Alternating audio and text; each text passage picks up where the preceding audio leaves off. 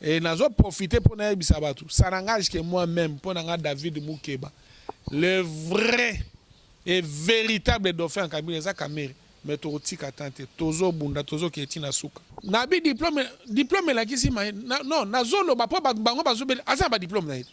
Asa ba diplôme yo yaka kuno yo ka batanga ba diplôme na été. Asa na ngo muto amtaza ba diplôme na domaine na ye. Mais na lingi seulement na faire noter que diplôme la kisi mael était. Pour to la kisi to landi ba professeur msusu ba mibenga ba émérite mais ka mu ba lobby na ba TV na ba radio ba to ba seki ango zo comprendre était muto azanini. Biso to kokende na ba élection oyo kalamba kozala te, oyo machine à voter kozala te, oyo ba kosala nettoyage affiché électoral, oyo ba kotika ba politicien nyoso tout bazonga pour décrispation ezala. Mais oui, c'est légitime que mutu nyoso to aloba na biso que masolo ekosala na niveau na bango et prière na biso ezali bango nyoso tout ba yokana. Autour il y a un candidat commun, puis un programme commun. Mais autour il y a un poids politique, n'est-ce pas? D'abord, ça compte. Pour nous, ça a confiance il y a peuple naïe. Pour peuple ayo kamamunini mukonzi akoloba. Il faut mutuona utocha mukonzi. Ah, ça a quand même un soutien populaire. Fidèle internaute de Congo France, bonjour. De grandes personnalités de l'opposition invalidées dans la course de la présidentielle. Les réactions surgissent de partout. Les réactions se suivent de partout. Nous sommes aujourd'hui avec M. David Moukeba, cadre de l'opposition, cadre de l'IDPS. Avec lui, nous allons l'écouter par rapport, au fait, écouter sa réaction par rapport à la situation politique. Quand je dis situation politique, je vois bel et bien les élections. Si on aura ou pas, jusque-là, on ne sait pas. Bonjour, M. David. Bonjour, cher frère. Comment allez-vous? Très bien.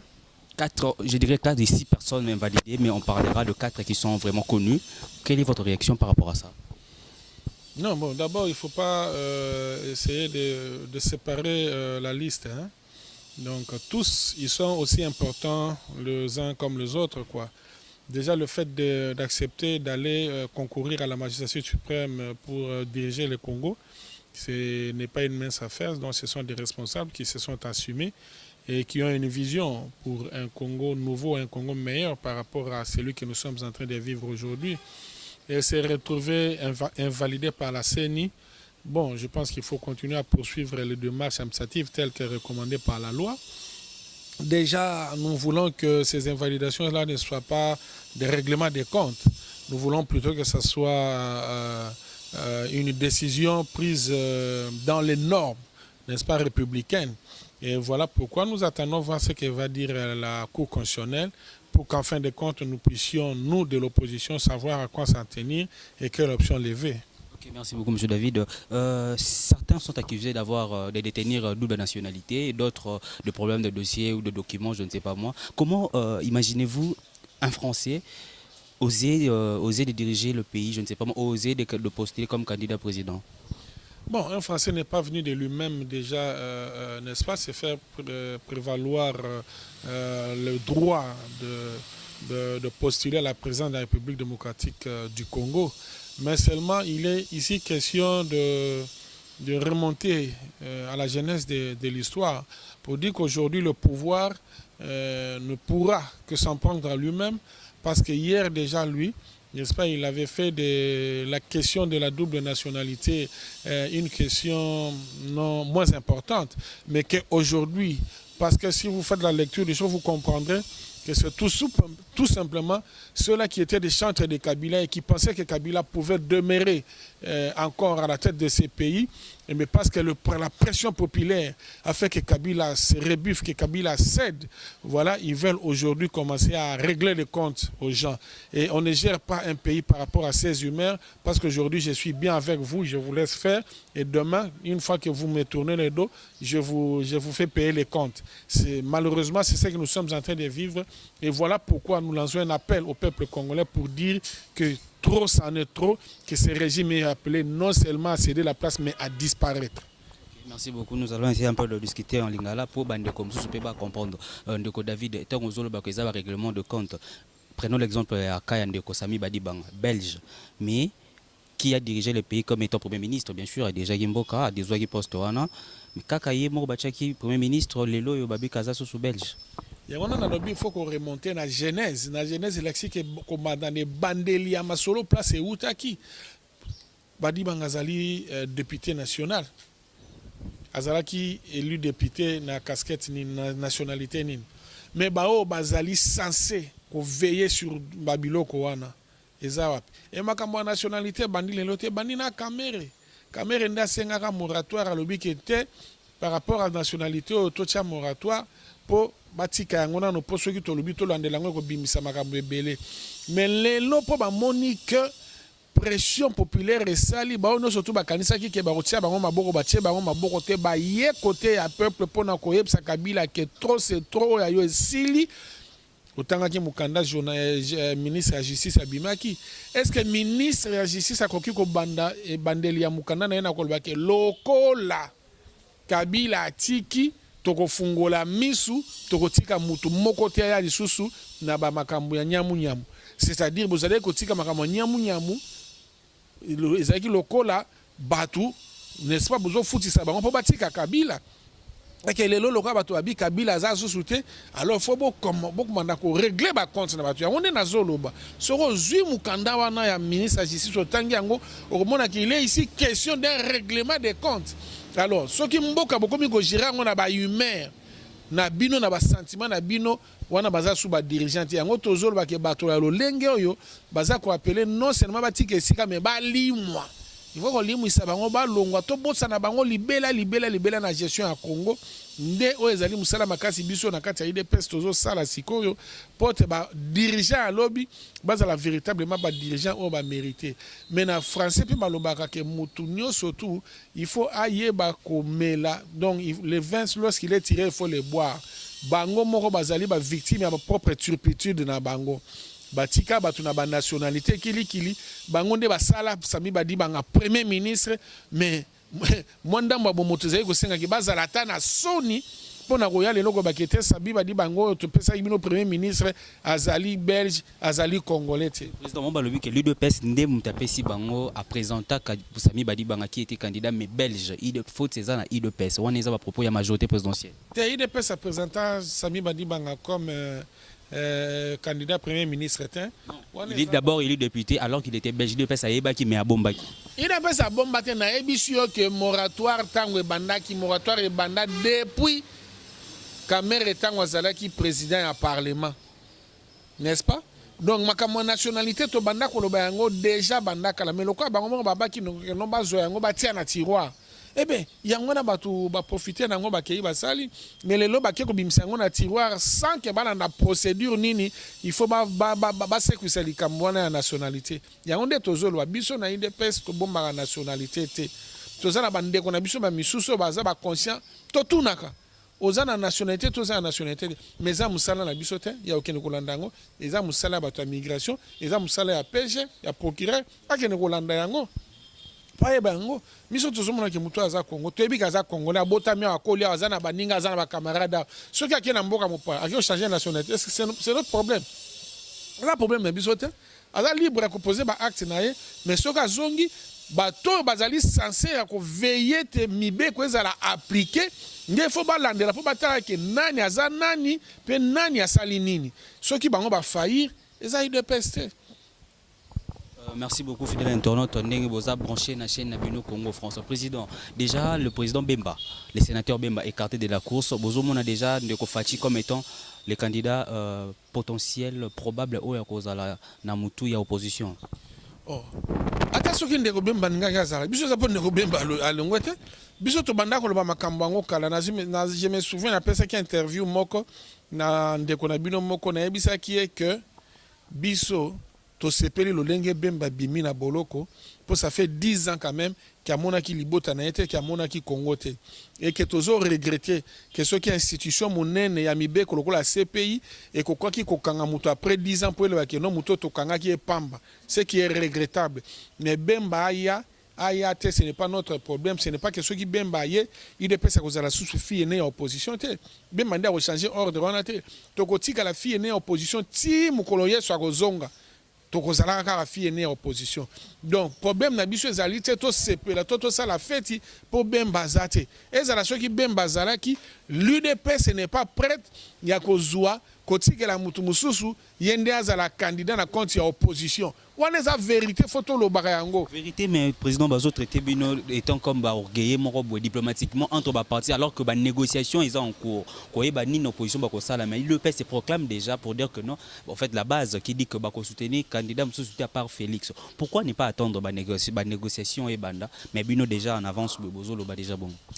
Mais négociation nini tokozela e banda.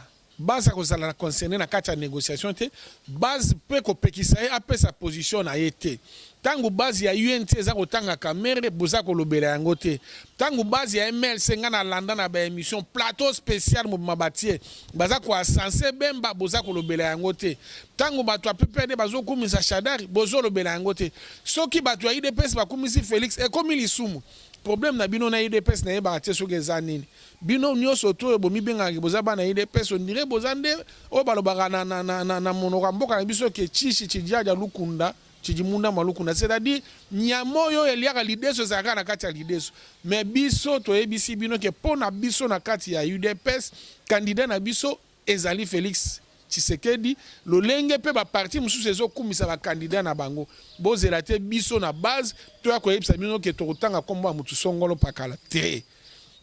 C'est légitime pour nous. Bon condamner IDPS mais Félix a yebi ke no azana baninga ne boyo kaya ya zolo bela likambango te azo c'est là-bas solena baninga mais biso pe to si to yebisi place ozo ke negosolo la kuna na masolo na bino kozongela biso kombo ya mutu mususu ate bunda lokola mwana mobali po candidat ya kobima kuna ezala yo to yebisaki yango clair donc bo c'est la te ke biso IDPS to fanda na ebela bambulo to bundi na opposition na expérience to za nango ya kotosa mibeko mboka ya kotosa ba concitoyen na biso to tikela batu oyo basali plus de 20 ans o ba memi biso na kati ya bambeba to za nango lelo ba ko la biso susuni batu no so to na bogotanga ba no so to ba travailler bango nyonso to na ozotanga nde ba memi biso na place to za lelo.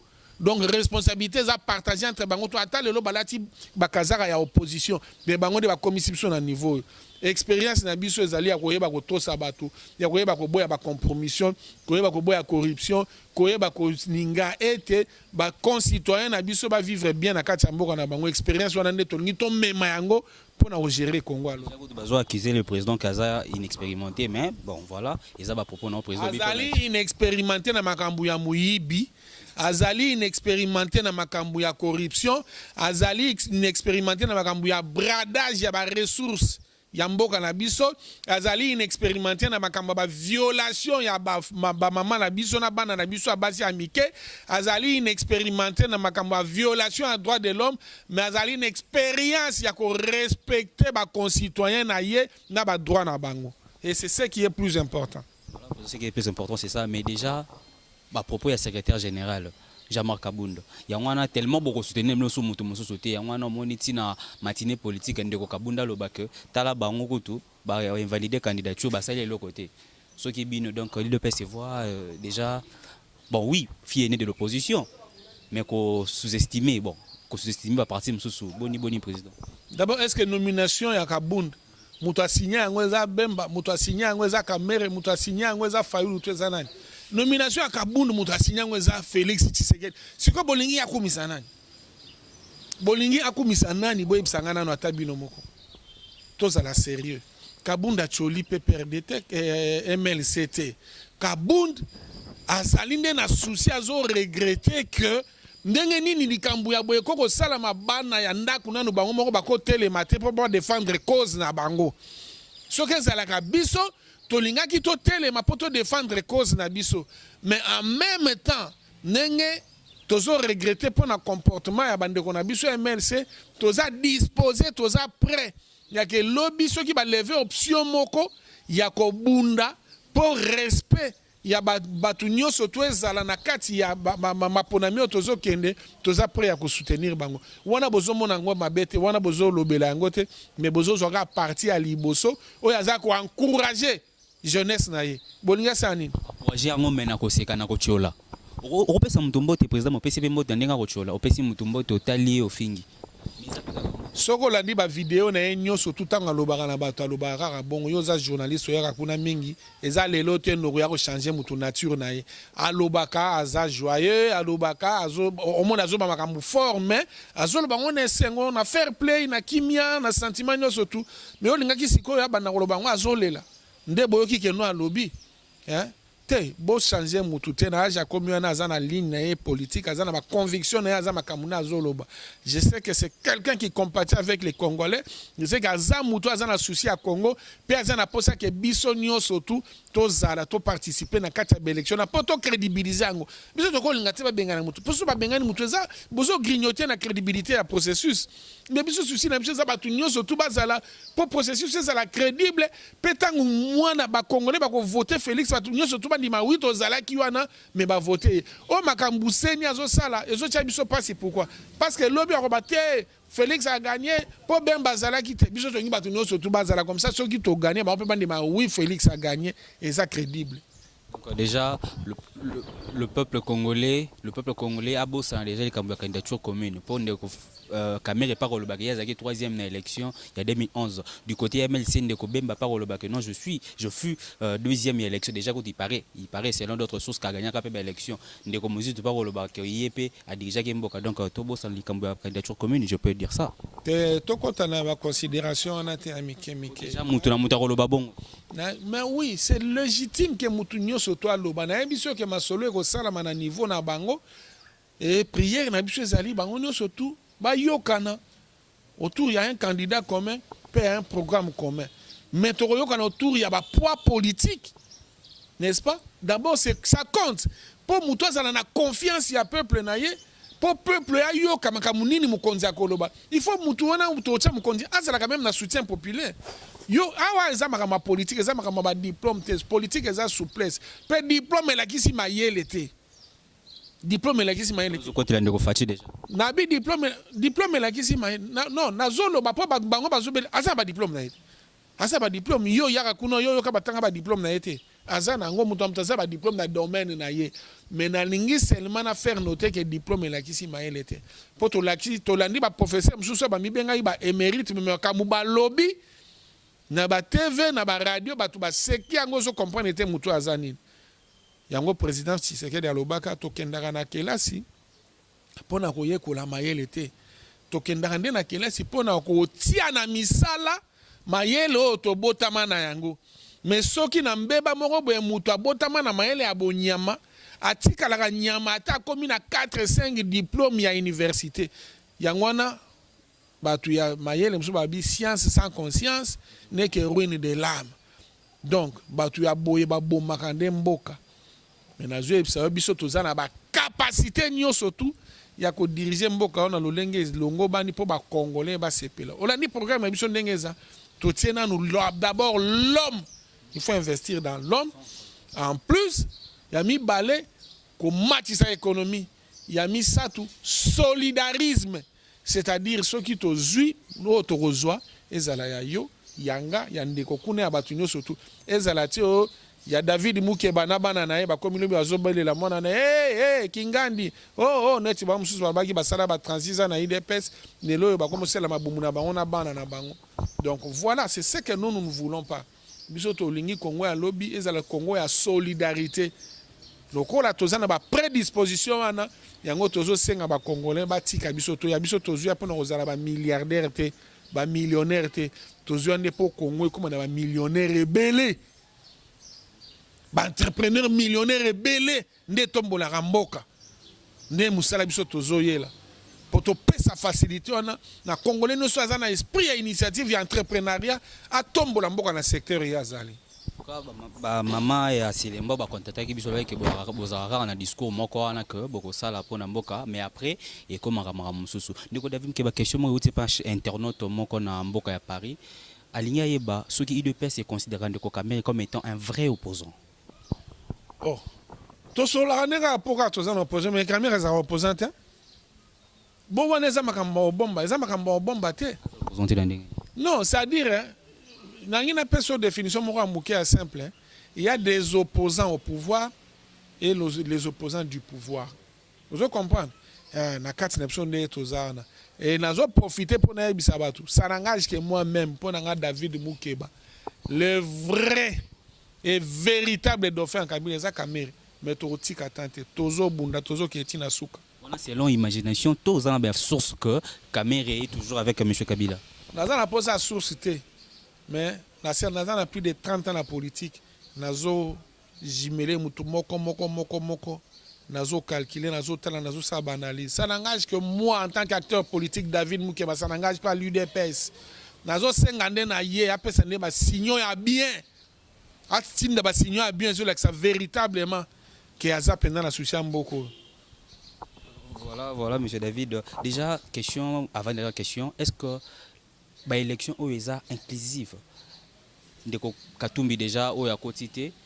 Et que que nasuka ba élection nasuka mapona miba mususu ba réclamer que tako tunga na zalaki te yangwana oyo azali élu yangwana nazo ebisa biso tolingi bato nyonso tout bazala po ezala crédible tika ndeko Katumbi personnellement awa sikoyo inclusivité ezokima biso kaya Katumbi ngana telemela kaka eloko moko bango babi Katumbi bazoluka ye bazolinga bakanga ye ayaki ti na Kasumbale komakite babi akomakite papa mende te yoko tosoba makambo ya bato bazo réfléchir makambo mboka yoko yaka otangela nga bato oyo bazo réfléchir mabumu na bango te ngai nazoloba papa alibumu na nga te bazo tangela nga wana baloba papa mabumu na bango na bandako na bango mais nga nazo par rapport à mboka biso nyonso tout Olanda partout ba journaliste net yo ba biso ke non Kamere ndeko Moïse Katumbi akoma tina frontière ata bongo toi ba supposons qu'il a comment quitter mais mbana na mbalasi aloba ke non naza na posa na zonga mboka to yo kango biso na yo mais lokola bango bazoluka ye pona ni ba bon tout ça les pièges to tinde les passeport aya kasa kota comme ça to kangaye na malignité mais kasi je sais c'est ça bongo po bino bobi bozoluka ye non qui coûte que c'est na mandat sur international sur qui a sorti à lokuta ah mais oui justement okera signé que azoluka passeport que nati na ambassade semble ti azoluka passeport pour na ozonga la moindre des choses c'est ça quoi bo pesa un passeport le ba fongoli dossier mort en Belgique contre asengaki demande ya survol ya territoire congolais pour akitape awa il faut pas payer autorisation wana de toute façon aza mwana mboka mibeko elobi boye mwana mboka no surtout soka azozonga na mboka na ye azala na mukanda to azala na mukanda te azana droit ya kozonga. Donc, attention à ça, na mukanda te loka bayibi kaza congolais fallait batika ya kita ko kita bazo na aéroport bakangi mais besoin nga kita te pour nous. Ça ko banga la majorité a peur de Moïse. Bangonde bazana problème. Bangonde bazana problème. Moïse n'est président de la République au Azoya. Oh, najeb ça banga ndeni babangi fachite babangi bemba te bemba zaki musika zongi mais retour à Moïse ndé problème. Najeb ça au président Obimana UDPS yozo ki otangela nga susu makambo ya ba na yo président de la République Obimana UDPS. Mais nous avons tolingi ezala processus moko inclusif nde tolingi batu nyonso tout bazonga yango wana zondi ma papa kengo ndenga lobaki te il faut batika ya zonga poso qui a échoué ma peka wana sana nini e buka na ye ça c'est normal voilà ça c'est bien c'est très bien réfléchi batika ya zonga ya tokene na élection bazo banga nini bango babiki no bango nde baza populaire bango nde ba ubuntu bango nde soki banini mais botika batu nyonso tout pourquoi bozo banda kutiaka mwa ba croque en jambe kolongolaka batu mususu malignement na ba calcul ya mabendenge tozomona na ba image zo circuler omona kamwe mamba fandi na nanga afandi na kalamba otosenga babenga na ye na seni balinga ko benga na ye te po bayibike bayiba na ye mingi omoni basengezi kalamba botiki na bino donc l'UDPS n'aura pas de délégué na kati ya seni. Mais yo session un souka yango session fongama le 15 je crois. Mais yo faut tanga ba communiquer nyo surtout opposition et lansaka. Na dernier communiqué tout ça là qui te le dit bien. To le beli makambu ya retour ya rapatriement ya corps ya président. To le beli makambu ya ba doublon na ba sans emprunt. To le beli makambu ya machine à voter. To le beli makambu ya kalamba. To le beli yango kalamba wana balongola raete po ba yebi ke soki to tie mutu mususu ko bimisa moyibi na bango polele. Le roi basi ba yiba mingi na ye. Il faut batika enda zalana nwana ba koba na ye. Mais biso to kokene na ba élection oyo kalamba kozalate. Oyo machine à voter kozalate. Oyo ba rosala nettoyage affiché électoral. Oyo ba rotika ba politicien nyoso tout bazonga pour décrispation ezala. Donc président on élection exactée parce que dans 3 mois etikali ko changer machine à voter to qui na bulletin de vote et ça problème il y a grave. Eza makambo ezala ki recommandé na accord ya Saint-Sylvestre. Soki lelo oyo bango bamoni ndenga okokisa yango te ke élection ezatu au 23 ba retirer ba conséquences. Ba conséquences ba retirer eza nini? Transition sans Kabila. Biso tozaka sonya ko lubango te tant to lobaka yango kala bato bamonaka biso maboma. Mais lelo le roi ba invalidation comme ko ya ba makambo ebele bato komi ko mona ke oui en tout cas il faut que la transition sans Kabila. Voilà, merci beaucoup, très cher fidèle internaute de Congo France. Président Moutouné Soukatolo Belasigo, candidat député national, auto-provincial. Naza nyoso mibale. Naza candidat la députation provinciale na Bandalungwa pour remplacer Kimbuta. La gestion ya Mabia Sali na province ya Kinshasa. Biso to la kisende nini to bongo la Kinshasa. Na députation nationale naza na circonscription ya Funa. Yango tozo senga bana Funa nyoso to ba kolanda video oyo. Bokende mayele ya kopanzana te. David Mukeba o boyebi oyo bakanga ba pesa ba proposition kili yaka zala ministre boya pona bino bana Congo ngonge koki ya ko honorer. Bazi pazo landela ka place wana ya gouvernement. Tozo tanga bato baza sérieux. Yo ozo lukanga na zonga su boloko na otanga ba komba bato no wana. Président, mot de la fin, message na peuple congolais baza libanda ya mboka, ba peuple congolais baza na biso awa na kati ya RDC. Bino no surtout o bozo landa, bino no surtout bana ya Congo ngonga yango ekoki. Pouvoir ya Congo ya lobby eza na ba poche na bino. Bozo tambola na ona kati ya ba poche, bozo luka nani bokopesa, ba wana pe ya miyibi bazo ya bazo kosa bino na ba secret na ba maputa po bopesa bango pouvoir o boza nango. Bosali déjà ba élection mibale o ya misatu. Mutu ya zoba bakosa ka mbala ya liboso. So bakoso sumbala mi bale bakoso ya misatu se koza zoba ya libela. Turo bakosa binote, bo sale la Congo na ndenga bien, boza ba pouvoir boza nango, bo pesa batu oyo bazana bolingo ya Congo pe bolingo ya ba Congolais. Merci beaucoup, c'était M. David Moukeba, candidat national et provincial, cadre de l'opposition, membre de l'UDPS, Karandé Alobaki. Voilà, l'UDPS qui signe sur la candidature, oui, commune, oui, mais Ezalande de Kofachi, Ndenge, base et lobby. J'ai dit merci beaucoup à vous, fidèles internautes de Congo France. En tout cas, pour la confiance pour la chaîne Nabino, je ne veux pas aussi cette émission sans oublier le patron de la chaîne, M. Didi Dipumba, pour l'espace à Pesa Bisoto, Betaka Lisolo Amboka, to Betaka Actualité Amboka. L'heure est grave. Bako c'est la date Makambouté na Barango. Année na date bako c'est Makambouté. 3 mois. Il y a une fin élection, il y a fin année, 3 mois et c'est pour une élection. J'ai dit merci beaucoup à mon coordonnateur Mouna Cédric ici à Kinshasa, monsieur Gaz Nagaz, Mbote Eskozali, Boukson Boukassa, Mbote est-ce que vous avez soutenir la chaîne et tout. À mes partenaires aussi, j'ai dit bonjour, monsieur Boké Chouprimé, je vous salue là où vous êtes. Merci beaucoup.